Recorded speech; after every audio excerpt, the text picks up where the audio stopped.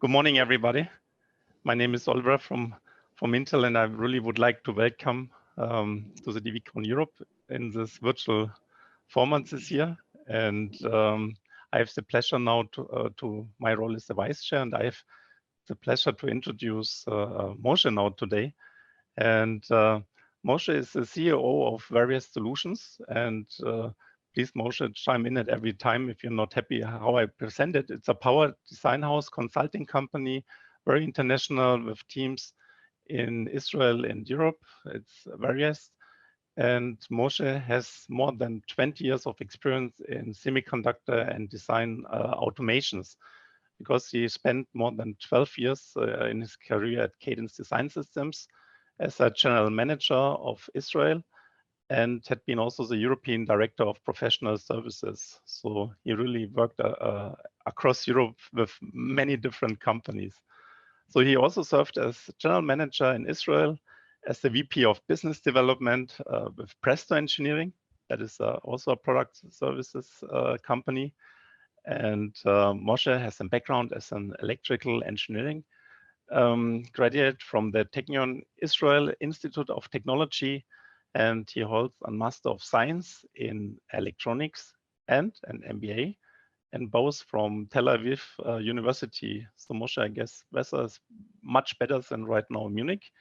And yeah, so from that side, we can start your keynote.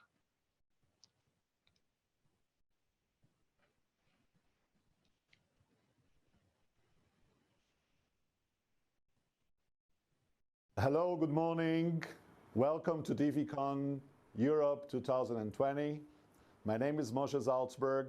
I'm CEO of various solutions, and I like to be surrounded by good ideas. And I'm here to talk to you today about any good ideas that we in the verification world can borrow from the software world. Before we start, I want to hope and wish you're all well and safe, you, your families, your teams, your dear ones, during these troubled times. But business must go on, so let's start our presentation today. There are certain things that we can say about when things change, they are not the same anymore. So for example, one industry that has undergone a lot of change is the music industry. Many years ago, we would use phonographs, then cassette players and CD players, MP3, and today most of us get a lot of our music through cloud services. Some other industries, some other things don't change as much. The more we can say about them, the more things change, the more they stay the same. Or comme on dit en français, plus ça change, plus c'est la même chose. If we take a couple of examples, a classroom looks today and about 100 years, even more, pretty much the same. Maybe now, with the corona times, things are changing a little bit. Another example, books. They may be more colorful today, but they still look pretty much the same they looked 100 years ago. And if you ask me about ebooks, they are still about 10% of the total market. So which one of this is true for verification? Change a lot or mostly no change? So let's take a look. I think that verification changed a lot when Specman was introduced in 1995. Then System Verilog is another step in 2002, UVM in 2011, and here we are today in 2020. I want to say that in the last 25 years since the introduction of Specman, things have not changed too much. If we compare this to other industries, so this was the phone that was popular in 1995. This was the phone that was popular when System Verilog was introduced. As you know, iPhone was introduced in 2007 by Apple, and this, by 2011, we had already iPhone 4. And today, actually, it's not iPhone 11 any longer because, iPhone 12 was introduced a couple of weeks ago. So see what changes we had on the mobile phone industry compared to what we had on our side. If we get closer to our business, we also know the different nodes and different technologies that the semiconductor business have introduced in this period of time. So in 1995, the most popular node was half a micron. And then when System Verilog was introduced, it was 0.13, 28 nano, and then today, I don't know, 7, 5 nano. So a lot of change. And if we get closer to the topic of today's discussion, and look into the software world, so 95, C and C++ were the most popular languages. And then Java and C, and then Java and JavaScript, and today Python and JavaScript. You can Google this kind of graph on YouTube, and you can actually see how much change happened in the software world in this period of time. Well, we may ask, if it works, don't fix it. You know, maybe what we have is good enough. That's the reason we haven't changed that much. Well, you know, I think we are all familiar with this graph, that from node to node, from project to project, from process to process, things are getting more difficult and, you know, more costlier. And a lot of this is in verification. If we take a look into this graph that I borrowed from Harry Foster from Mentor, that he published about a month ago, that he does these surveys about usage of verification, you can see that the percentage of time spent in verification is not getting better, is not getting shorter. To the opposite, it's, you know, maybe getting even a bit longer. Now, you may say that maybe we have less bugs and better quality of verification. Well, this other graph shows that the number of required respins is pretty much the same, if not worse, moving forward. And a good part of it, that's another slide that I'm not showing today, a good part of it is functional errors. Yes, I know hardware is hard, and it's only getting harder. You know, this is something that Sundar Pichai, Google CEO, said early May this year. Hardware is hard, I know. But still, can we do better than what we are doing today? Here I want to stop and introduce a Various solution. Various is an ASIC engineering company based in Israel, founded 13 years ago. We have 4 additional sites in Europe, and 120 great engineers, and we work with customers in Israel, in Europe, in the States, in different types of customers, providing different types of services. I mention this now because I believe that gives us a very unique vantage point to look at the industry from above, so to speak. We talk to different customers, we deal with different projects, we deal with different methodologies and languages. We work both on hardware and software. We meet a lot of smart people, and actually, in the end of my last slide in this presentation is actually giving credit to some of the people that I talked to about this topic, preparing this presentation. We attend different conferences. We speak at different conferences like at DVCon today. Last year we had 3 different papers at DVCon Europe. And we organize and speak at different meetups on this topic. So I believe we have a very good view of the industry on the hardware side and on the software side, and that's why I wanted to talk about this topic today. Before we move on, a few notes. First, as I just mentioned, again, I want to stress, I know it's a complex problem. It's not an easy problem, but again, can we do better? I'm not promoting any specific solution. I'm just encouraging debate. I'm not selling anything today other than ideas. And last but not least, I'm not inventing anything new. I'm just giving you a little bit, a tasting menu of existing ideas that are in the industry, especially on the software side, maybe on the hardware side as well. So there is an old Jewish proverb that says, who is a wise person? One who learns from every person. So with that in mind, I would like to ask, what ideas can we borrow from our software friends? We're going to look at different topics, different ideas that each one of them stands on by its own merit, but they're also connected, as we're going to see, as we're going to explain as we move forward. My first topic will be open source software. You may see the little hand on the top left that indicates that's a new topic. And I want to talk about open source software. As you can see in this tree, open source, and you may recognize a lot of these icons. Open source is a big thing on the software world.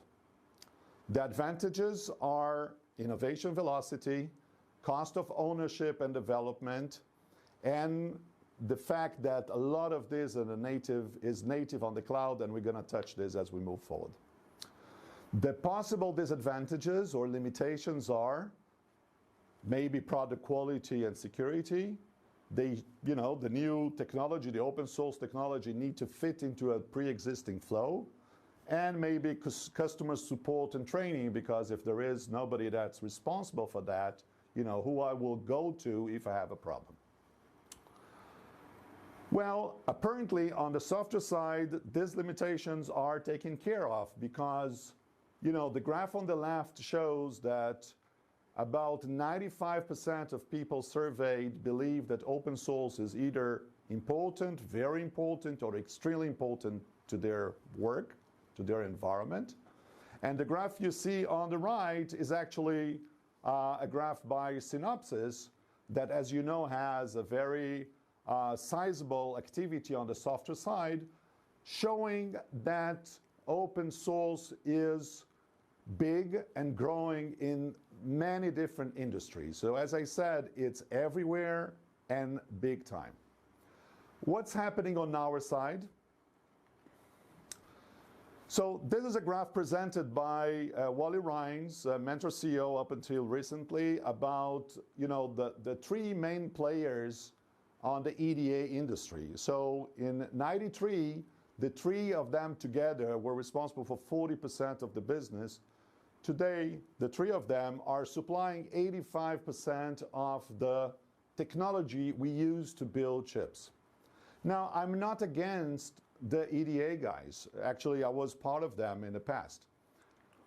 And the truth is that overall, they are only capturing 2% of the semiconductor revenue.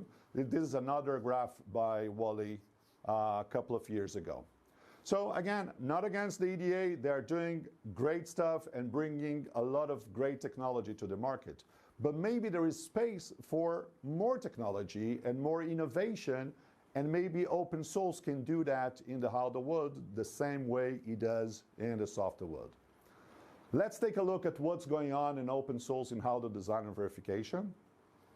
Still not much. Okay, it's small, but it's gaining momentum, especially around RISC-V and the different companies that offer cores in this space. We at Various also have activities in RISC-V, and it's something that it's gaining momentum. But what if we could use good open source tools or download battle-proven open source VIPs in a similar way that you can find in the software side? So true, there is Verilator, there is Icarus, there are some tools, but they are not adopted in a big way yet, okay? Moving to our next topic that it's not unrelated, the usage of Python. Python became a very big thing on the software world. The advantages, it's simple to use and maintain. College graduates know it, so when they get to their first job, they don't need to learn a new language that they never heard about. It's part of what they know. And there are lots of tools and libraries available and open source. You have libraries for math, for science, for image, for video, for text, for data, for AI, for networking, whatever you want, you can find. Good stuff, so you don't need to reinvent the wheel. What if we had something like that in verification? So some people are talking about using more Python in verification. What are the limitations in verification? So people say that, you know, you don't have a built-in constraint random generator, a good one for Python, okay? Some people raise the fact that you don't have built-in functional coverage structures in Python. Also true. And it's not industry standard, and you know there's a lot of legacy, and you need to coexist, etc., etc. The fact is that, again, quoting from Harry Foster again, for the first time in his survey, Python popped up as an alternative, or at least, you know, some people, maybe 30%, whatever 30% means in this context, 30% of people using Python as a verification language now, and even a little bit more in the next 12 months. Now, it is true, and I asked Harry this question, it is true that's the first time he asks about it. So whenever you ask a question, you may get a positive answer, but the very fact that this became part of the map, part of the discussion, I think it's telling that, you know, the industry is looking for other solutions. Now, I mentioned before the limitations that you have in Python. So, and there is some discussion in different forums and different meetups about this. So the three approaches that I see that I just want to reflect to you are the following. I'm not saying what's the right approach, and maybe there isn't one right approach, but at least I want to mention the three approaches that I hear people defending. First, you know, there are people who say, don't use it. It's not a verification language. It's not for us. It's for them. Leave it alone. Okay, so that's number one. Number two is some people say we can coexist. There are things that Python is good. There are things that System Verilog and E are good. We can use Python, whatever it's a good fit, and continue to use primarily System Verilog, maybe E for other stuff. And so there are some people that say, forget about the legacy, let's jump downhill into Python because of all the goodness that's behind Python.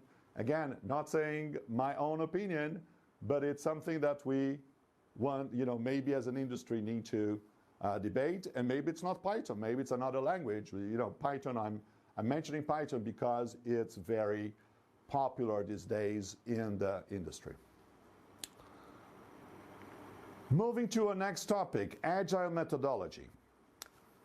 I guess that all of you heard about Agile, and there is a keynote in this afternoon by Vicky Mitchell from ARM that I believe will be talking about applying Agile methodology for design verification. So I'm looking forward to hearing this keynote as well.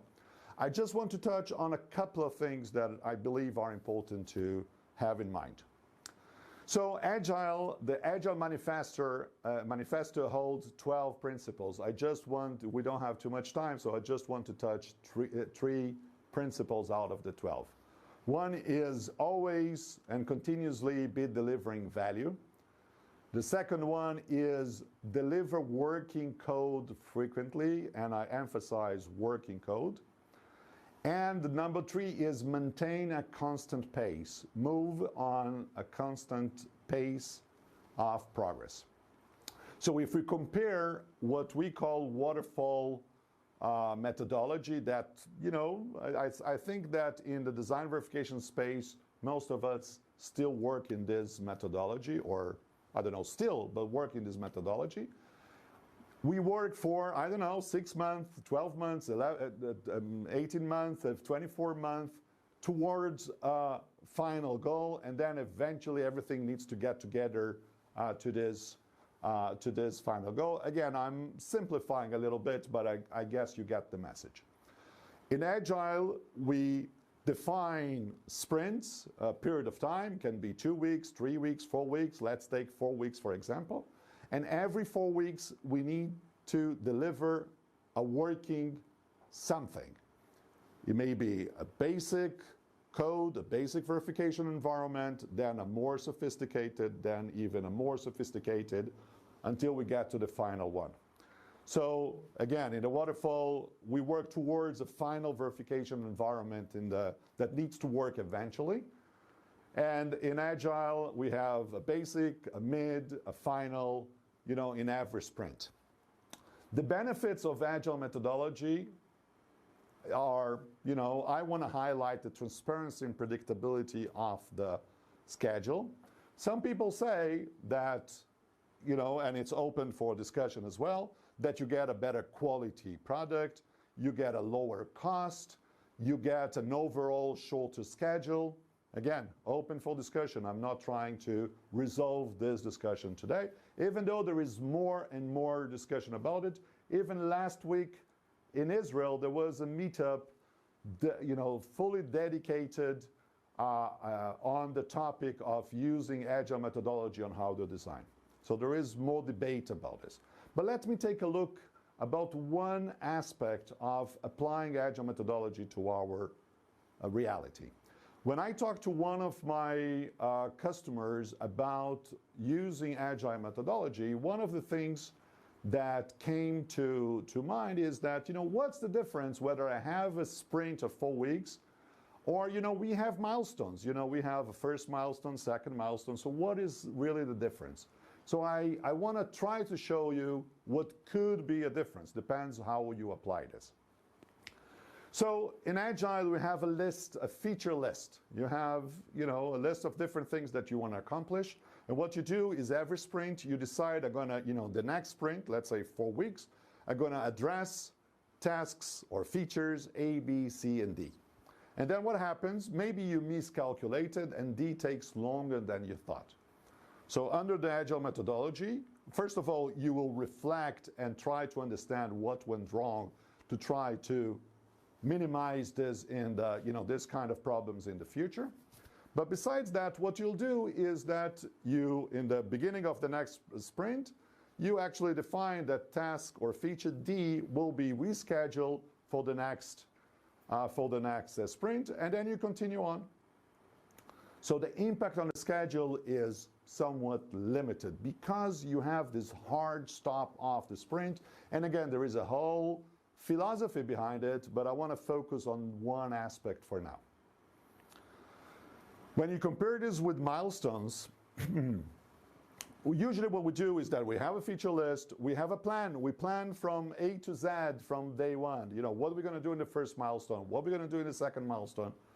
What are we going to do in the third milestone, and so on. Again, I'm simplifying, but I think you got it. And then what happens? Let's say this feature, this task drags. What we do then, we actually push the milestone and say, okay, milestone, it's not, the release will not be next week, it's going to be in 2 weeks, 3 weeks, etc., etc. And then even the other tasks, A, B, and C, that could have been done within the time that was associated, everything gets dragged because, the milestones moved. And then a project that was supposed to take, a year starts to take 2 years or something like that. And I've seen too many of these projects. Again, that may happen in Agile as well because you may add more and more sprints. But I think that the fixed cadence and pace, and the reason that you are delivering something every, what you're going to be delivering in every sprint, I think it's something that we should consider. Agile, it's a bag of different tricks. Every person that is using Agile in the software world or in the hardware world that you ask, okay, but what do you mean by Agile? Different people have different understandings and different applications of Agile. So this is a survey about, what people actually do when they mean they are doing Agile. And I want to zoom in into the 3 top items, features, practices in this list. So unit testing, coding standards, and continuous integration. Let's take a look at each one of them. So unit testing is a practice that the software developer is actually testing the basic units of his code. If we compare to our word, that means that the RTL developer will be testing the basic blocks that he's coding. Usually, or very often, what happens is the RTL designer designs whatever he does, flips it over to the verification guy, and then, you know, the verification guy may test this at the unit level. In many cases, it gets integrated, and then, as you can see in the chart on the right, the longer things take to be fixed, the more costly and complex it is to fix it. So unit testing practice, which is part of Agile but can be adopted without Agile as well, and some people are adopting without Agile as well. So it's actually asking the software developer or the RTL designer in our case to test their own units. It doesn't need to be something too sophisticated. It can be direct testing, assertions, doesn't need to be any random stuff, but at least we make sure that the basic building blocks have been tested before they are moved on to the verification team. To assist the unit testing framework, the unit test, it's very common on the software side to have unit test frameworks. These are a library of test templates. They also create what they call mocks, that maybe in our world will be stubs. That means isolate the block or the unit, you know, all the environment that it's missing in the test to have everything together, and also monitor and report the results. So if you go into Wikipedia and look for unit test frameworks, you get a list of plenty of different unit test frameworks. Here I'm showing the Python list, but you can get this for any other language. In most cases, open source, and people use it a lot on the software world. I just want to mention that, as far as I know, there are 2 such unit test frameworks for System Verilog. Maybe there is something for Specman I haven't heard of. That, you know, can be used. I haven't seen too many people using them, SVUnit and VUnit. Again, something to think about. And on that topic, this is a timeline that Neil Johnson, now with Mentor in Canada, posted a couple of months ago in one of his blogs that shows different techniques and tools that can be used in different phases of the verification. The orange parts are formal techniques. The blue parts are dynamic verification-based techniques. And if we zoom in into the circle, you will see that there are quite a few different techniques that could be used at the unit level, at the RTL coding level, where things are still small before we get into these high mountains on the right that require heavy lifting. But there are things that can be done at the unit level, either by verification, small verifications, or by using formal apps to make sure that the bugs are caught early in the process and not later in the process.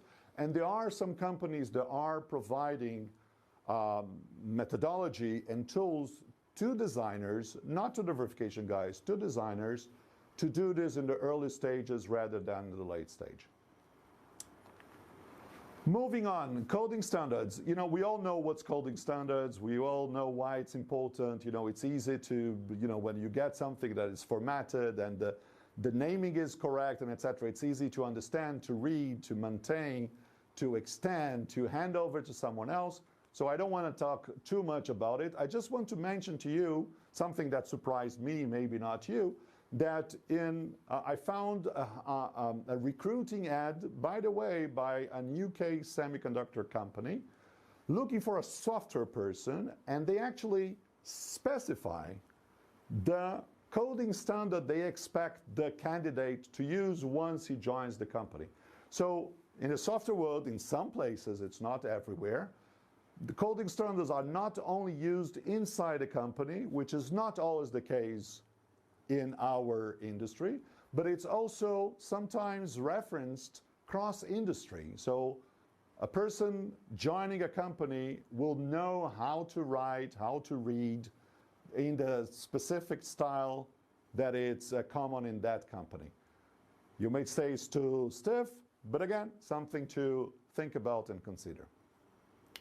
Next, continuous integration. That's the third item that I mentioned from the Agile bag of tricks. Continuous integration. What happens very often is that each designer, each verification, downloads, works on his own stuff, and eventually, maybe after a month, after more, they want to put together this whole code, and then we run into integration hell. Things don't stick together. You can't really, put them to work together.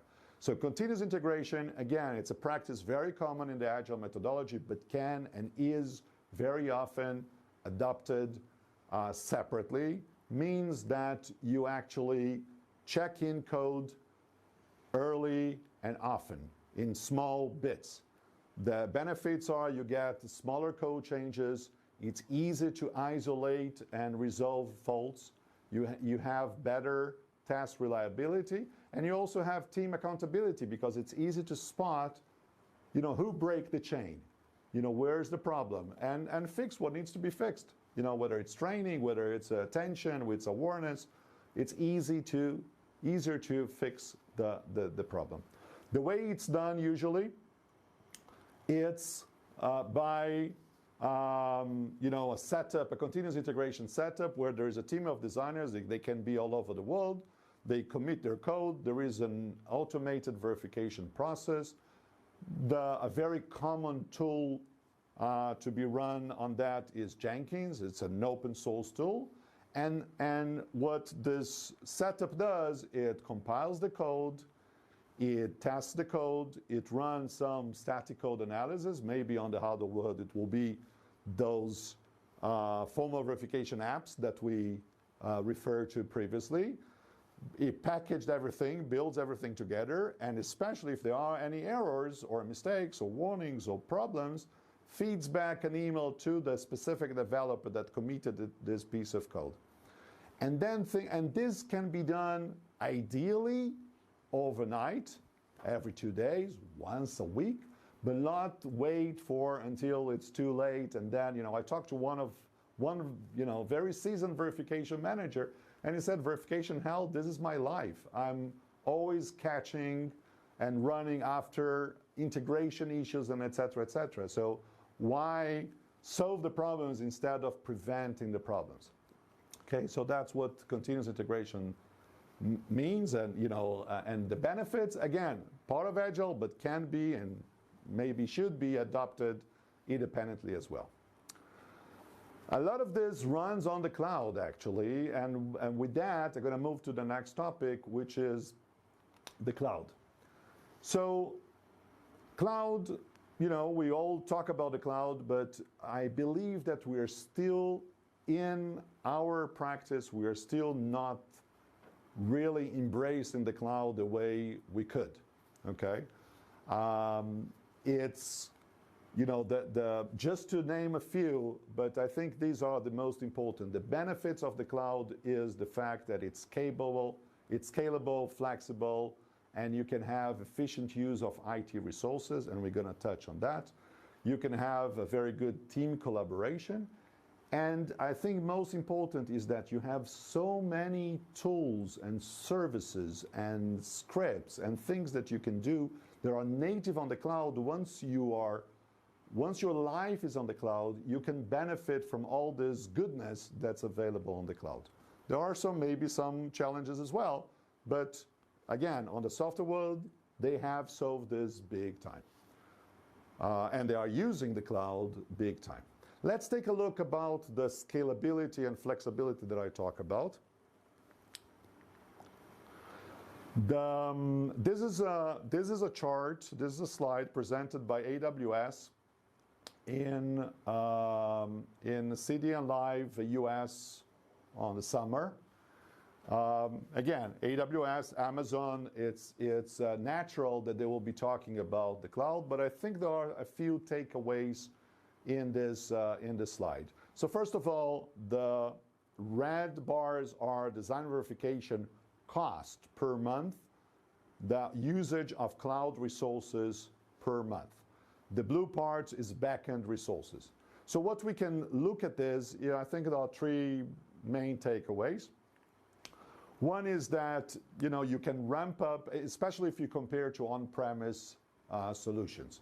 So the number one is that you can ramp up your resources and your setup as you go through the project. I think this one is clear. Okay, and if you have a non-prem setup, it might not be as easy to get this done. The other one, and that means that you may have too many resources in the beginning of the project, you may have too little resources or too few resources in the end of the project, and you don't optimize that. In the end, it costs for the project to be done. So that's number one. You can ramp up during the project. You can immediately ramp down when the project is done. Again, you are not set with a limit, or with a defined level of resources. You can play with that, and I think there is a lot of goodness in that. And a third takeaway of that is that in this graph you see two projects. So in the second project, as you can see in the right, they used, and that's what they said in this presentation, AWS used newer technology, newer CPUs that actually they could run the same number of cycles using less CPUs and less time and less dollars in the end. So the fact that you have a flexible cloud-based setup compared to a non-prem that things are much rigid, you can gain a lot with that. Besides the fact that, knowing verification, because you can get access to a lot of resources, you may be able to run not 100 regressions or runs, you can run 1,000 regression runs, etc., etc. I believe we are still not there in terms of the EDA licenses scheme, but that's a different discussion, not for today. But besides the IT resources aspect of it, excuse me, I want to touch on two things that I believe that are,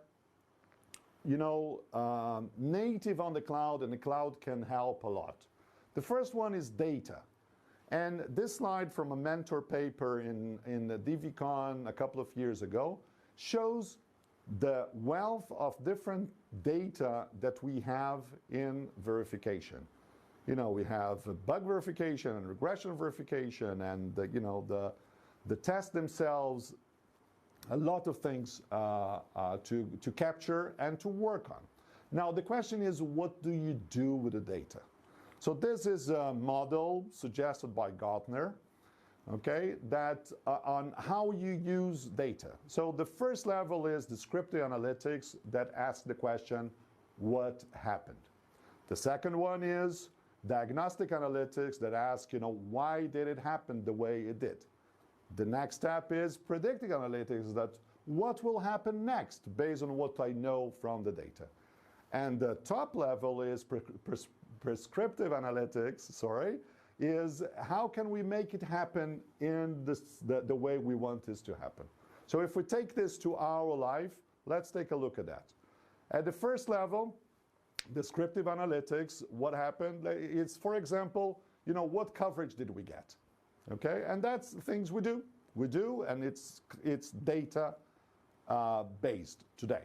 Okay, the next level I believe we also do a lot is why did it happen? For example, where did we get a higher coverage, a lower coverage, and why? So we also work on that today. I think that from that point and on, it's less common. Maybe some of you are doing that, but it's less common, and that's something, these are some certain things that we are looking into. So the next level is predictive analytics, is what will happen next. So let's say, based on the previous project, what can we predict is going to happen in the next project, and how much effort, it might be IT resources, human resources, EDA licenses, time, what resources would we need to get to the next tapeout?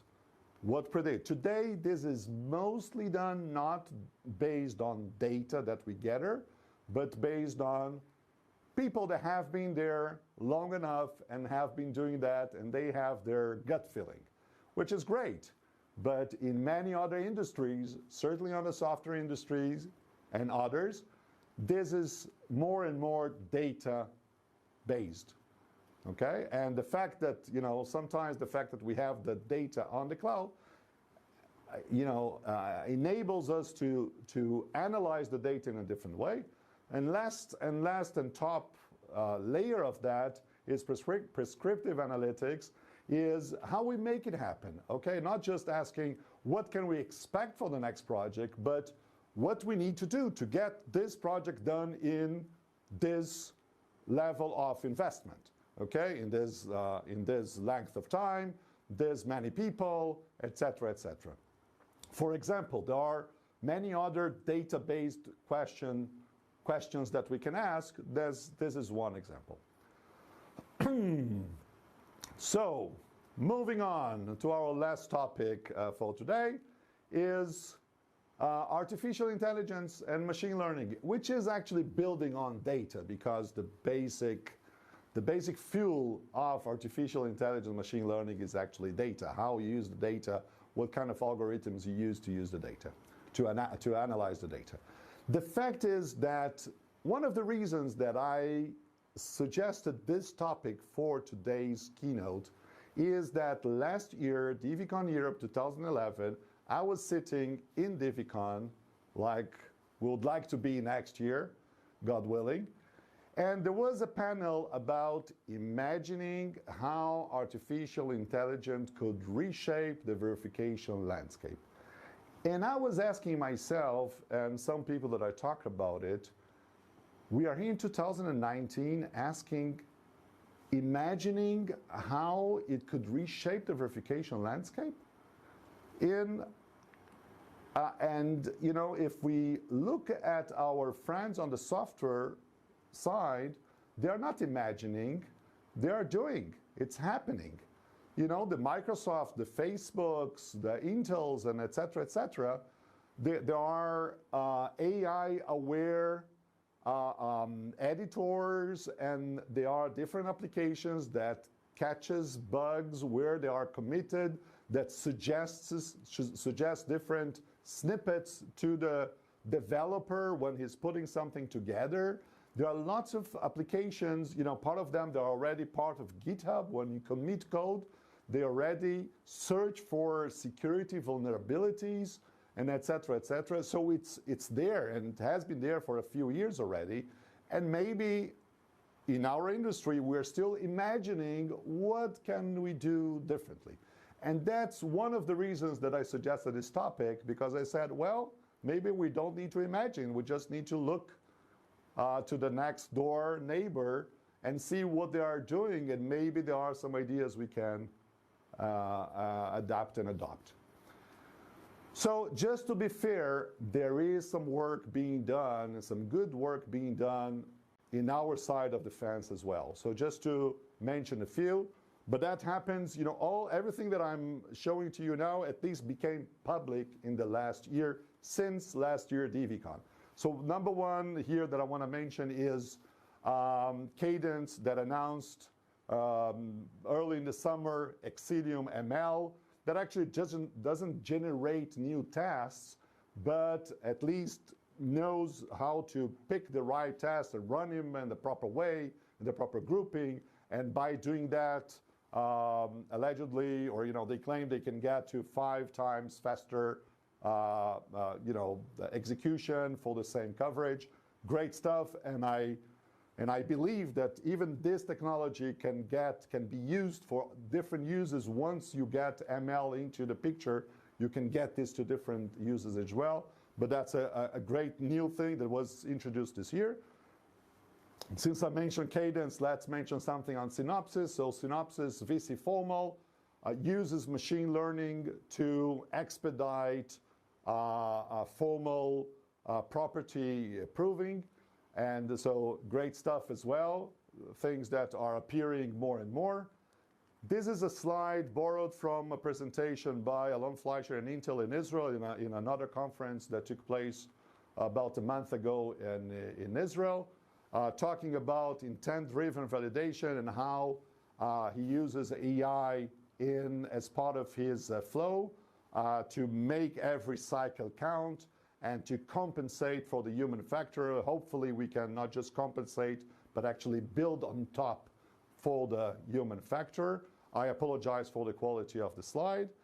And last but not least, Verify is a startup company in the US doing a product for verification based or actually ML-based verification. When they run different test runs, they analyze the results and they create different vectors or different tests to steer the verification to where it's needed to improve coverage. So that's another example. I believe all of these examples started appearing the last year, which is great. Let's keep looking into that because, again, the whole industry in the software world and in other worlds as well are looking more and more, and we could be in the front fold of this industry. Okay, so we looked at different topics. I said, each one of them stands on its own merit. They are very often connected to each other, not just the first of all of them, but all of them are connected to each other one way or the other. But I would like to leave you with the thought that I don't know what of this you already are using, what of this may make sense to you. These days, Nobel Prizes are giving away, so I felt like quoting from Alfred Nobel, who said, if I have 1,000 ideas and only one turns out to be good, I'm satisfied. So I gave you a lot of ideas. If one of them is good for you to make your life easier, your work better, and actually make us all progress as an industry, I'm satisfied. So as I mentioned before we close, I want to give credits to a lot of good people that I talked to on the hardware side, on the software side, on the EDA side. Great people, smart people that I got their advice. So I want to credit. And last but not least, to the great various team that I've been talking to them about these topics a lot. And I got great inputs from them as well. So thank you all. And with that, I'm going to open to questions, to comments, and suggestions. You can ask now. You can drop me a line. Thank you very much for your attendance today. Looking forward to seeing you next year in presence in Munich. Thank you. Thank you a lot, Moshe. Usually you would now get a big applause.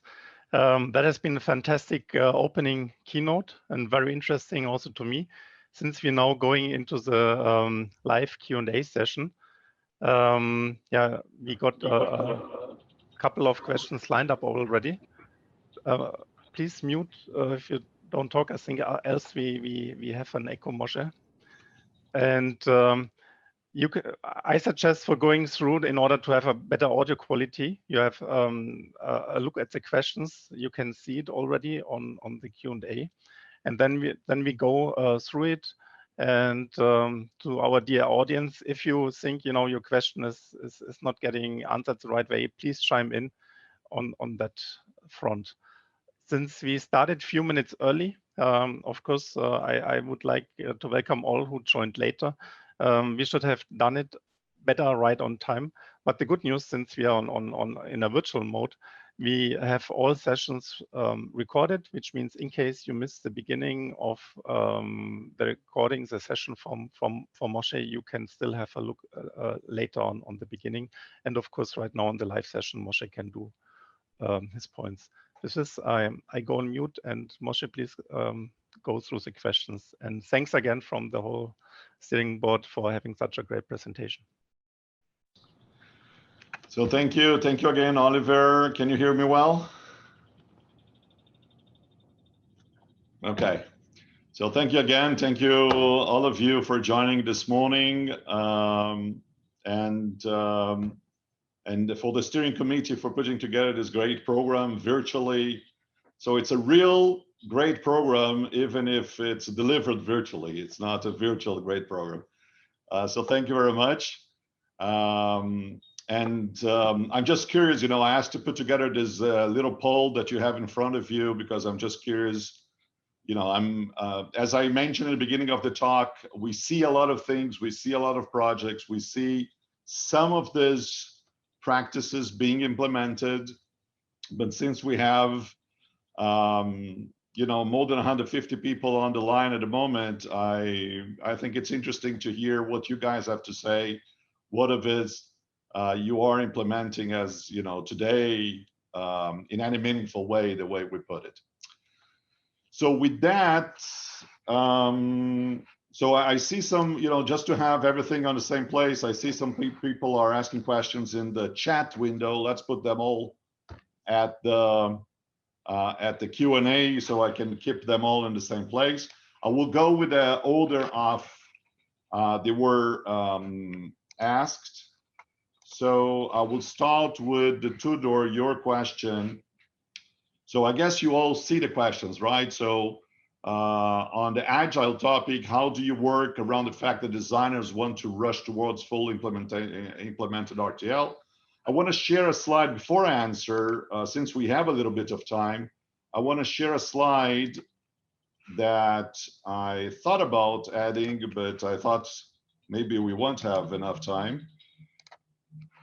Maybe we can close the poll right now. I think I don't know if, yeah, I think we've done. So one of the, again, I don't know how familiar you guys are with Agile, but one of the principles that I mentioned is always creating value, always creating a working product, always building what the Agile methodology calls an MVP, a minimum viable product. So with that in mind, and again, Tudor, maybe you are familiar with that, and I will get to your question in a second. But with that in mind, when we are saying about building things gradually, we are not saying, we're not talking about building a wheel and then two wheels and then eventually getting to the car, because that's basically what we have, let's say today, without Agile. Very often, that only in the very later phases of the project we get to a fully implemented RTL. So what Agile defends is you have something basic in the first stage, and then you have something more incremented and more sophisticated in the next step, and then more sophisticated until you have your final product, what you see in the bottom picture of the slide.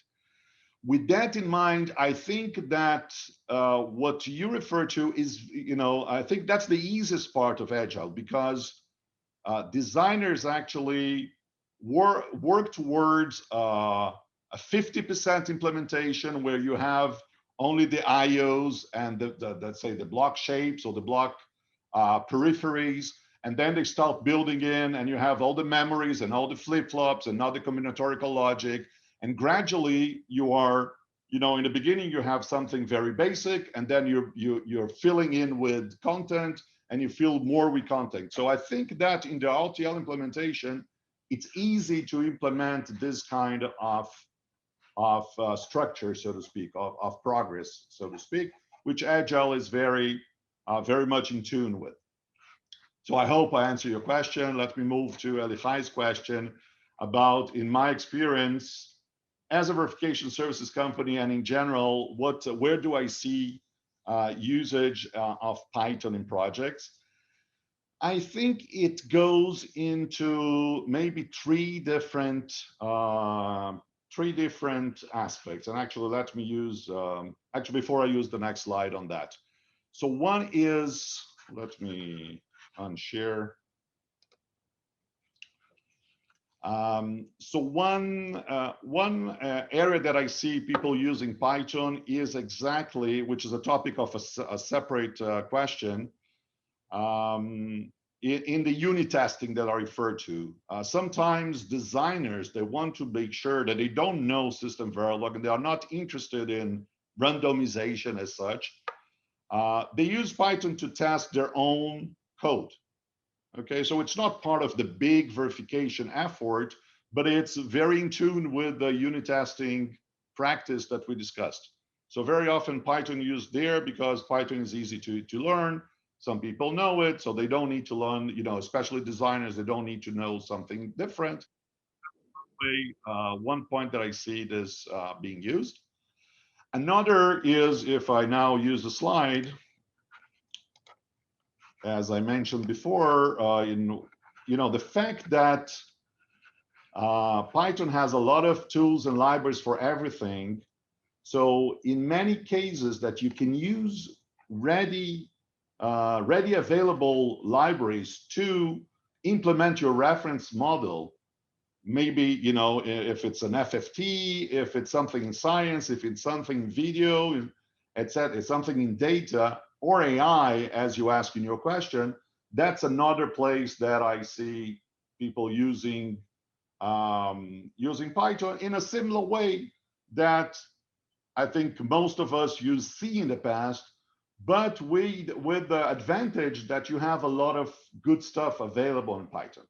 Okay, so in that case, Python is not much different than C, so to speak.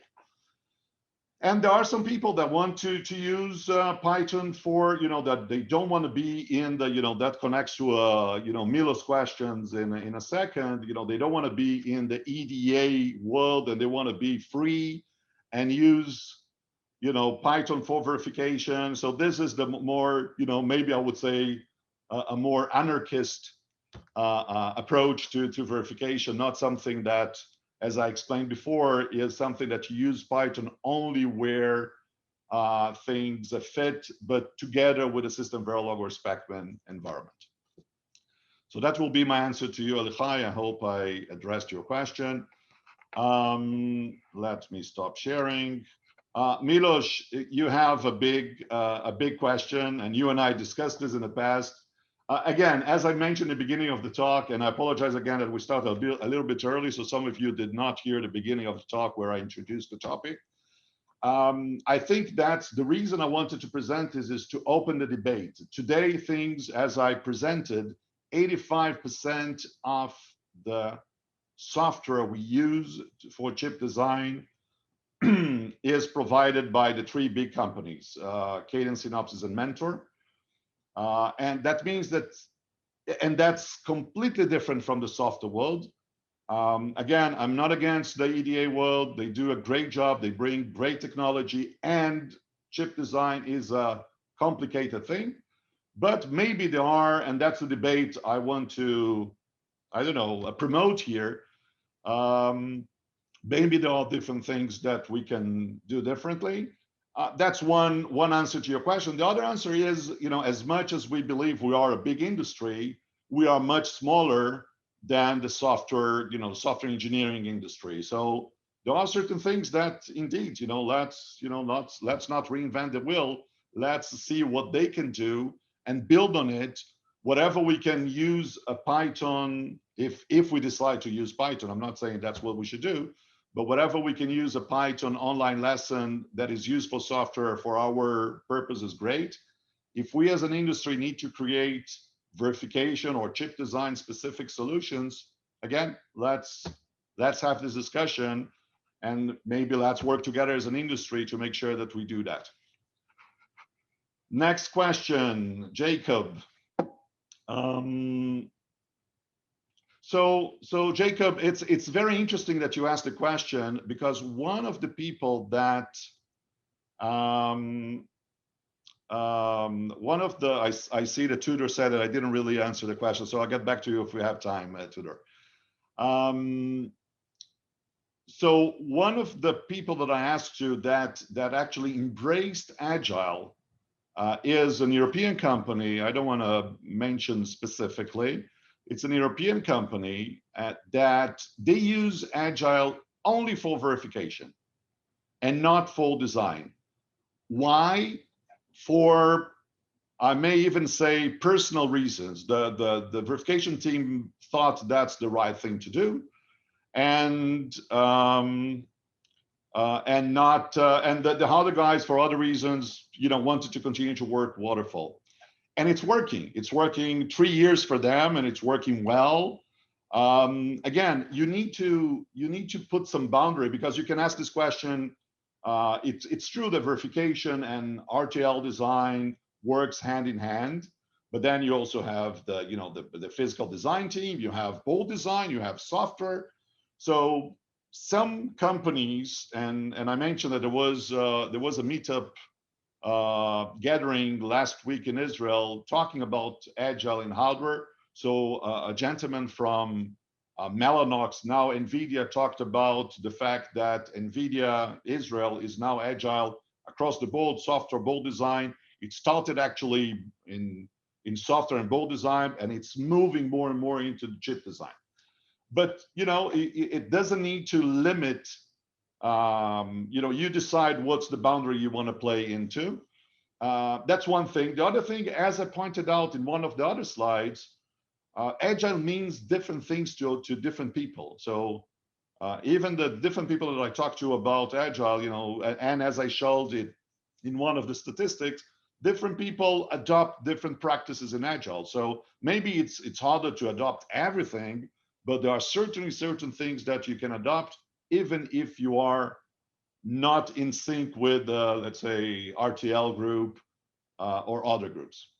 Again, I hope I answer your question. I prefer, that's what I'm missing in DVCon Munich, because we can have questions and answers really open for that. Tobias, I fully agree with that, with your question about using formal properties at unit test. As a matter of fact, I did had a slide that I borrowed from, oops, sorry. I did have a slide that makes exactly this point.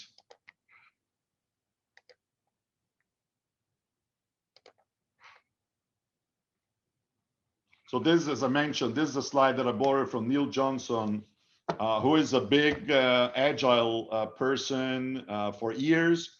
Now he's a mentor, and he has been writing a lot about similar topics.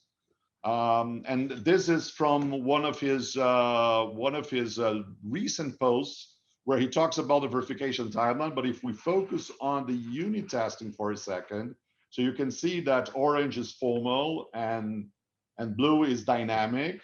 And yes, indeed, there are different tools that you can use, different formal apps that you can use quickly and smoothly to do unit testing. As a matter of fact, there is a big multinational company that is actually is trying to avoid getting to these high mountains here, and all of the effort and cost that we all invest in verification, by creating a methodology and even creating some tools and educating the designers to use these tools in the early stages to allow to actually prevent bugs to getting into the system that are much harder to find out later in the process. So I definitely agree with what you wrote here. Matsuhashi, so I don't see this being a problem. Okay, the usual questions people ask about agile, and again, agile means different things for different people. The different things that the two main questions people ask about agile are, one is how you partition things to smaller bits, and how you cope with the concurrency. It's doable. It's doable. Maybe it requires some creativity. You need to, you treat each one of them separately. So again, maybe it requires some thoughts about it, but it's, I've seen this being done. And some software code is also concurrent, so that shouldn't be a problem on its own. Again, I hope I answer your question. Paul, you asked me about examples of MVPs in mixed signal ASIC. I have not seen, but again, if we could have a coffee, I don't know, maybe the organizers can tell us where to meet for a coffee, and maybe someone in the audience have seen or have done that. I'll be happy to learn from their experience. That's why, that's what conferences are good for. Okay, Alexei. How do you think, what caused the projected growth in E? Okay, I think what Alexei is asking about is, wait, let me get to it. We still have a few minutes. Again, Oliver, stop me when you think we should stop. I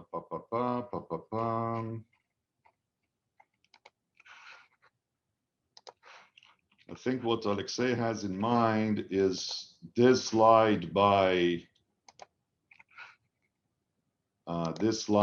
Harry that says that E has jumped or is pretty, you went down and is going up. I can tell you that, as mentioned earlier, Various is a services company, and as a services company, we have seen a lot of demand for E.